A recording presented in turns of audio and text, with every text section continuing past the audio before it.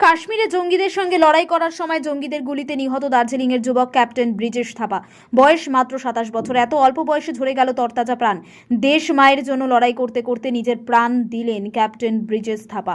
সোমবার দিন কাশ্মীরের ডোডায় জঙ্গিরা হামলা চালায়। এই ঘটনায় 4 জন সেনা জওয়ানের মৃত্যু হয়। তাদের মধ্যে ছিলেন দার্জিলিংয়ের ব্রিজেশ থাপা।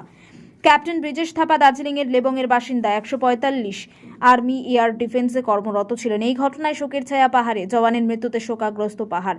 শোক প্রকাশ করেছেন জিডিএর চিফ এক্সিকিউটিভ অনিত থাপাও। ডোডাটাইন থেকে 55 কিলোমিটার দূরে জঙ্গল অধ্যুষিত এলাকায় জঙ্গিদের লুকিয়ে থাকার খবর ছিল। এরপর গোটা এলাকা ঘিরে ফেলে তল্লাশি অভিযান শুরু করে সেনা এবং পুলিশ যৌথ বাহিনী।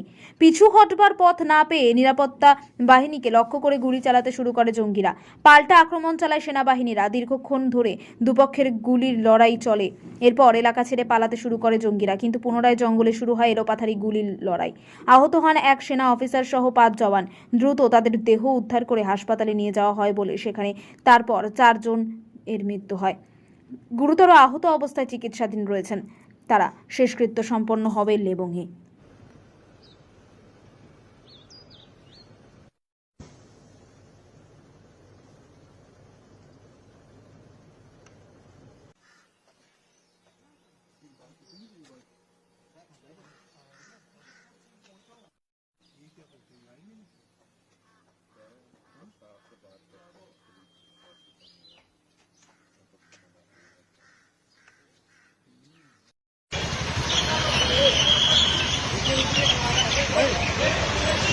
Hey!